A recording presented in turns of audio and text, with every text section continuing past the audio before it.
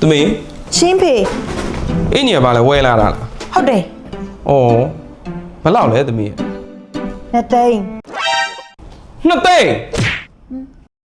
အင်းကြီးတစ်ထောင်နှစ်သိန်း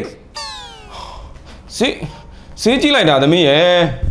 ဟောဖေးရလေဒါကြည့်ဒီပါဝယ်ထားရင်ကြီးဖေးနားမလဲပါဘူး အေးအဲ့ကြောင့်မလို့လူတွေကခက်တယ်လို့ပြောတာဗော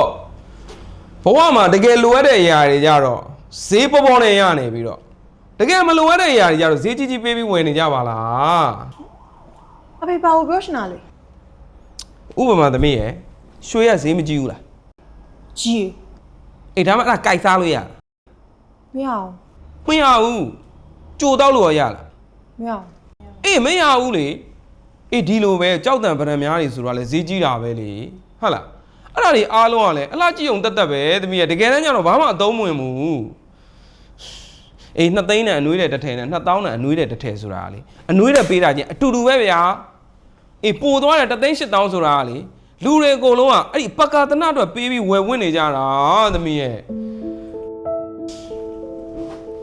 အေးတကယ်ကိုလိုအပ်ပြီးတန်မိုးအရှိဆုံးနေအောင်ကြီးကိုကြတော့အဖေတို့အားလုံးလက်ကားရနေကြတာပဲမဟုတ်ဘူးလားသမီးရဲ့ဟမ်အေးအဲ့လိုပဲဖေတို့နေတိုင်းရှူနေတဲ့လေဆိုတာကလည်းအားလုံးလက်ကားရှူနေကြတာပဲလေသမီးရဲ့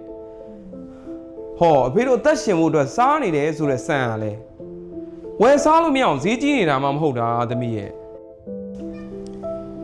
ဒါကြောင့်အသက်ရှင်ဖို့အတွက်အဖေတို့တွေပတ်စံအများကြီးသုံးကြမလို့ဘူးဆိုတာသမီးသိဖို့လိုတယ်နော် ဒီမနာလဲပြီဖေး ဟွန်း တကယ်တော့ဒီရင်ကြီးကဒီမိအတွက်မဟုတ်ဖေးအတွက်ဝယ်လာပေးရအခုတော့2000လန်နဲ့ပြင်လိုက်လိုက်တော့မယ် ။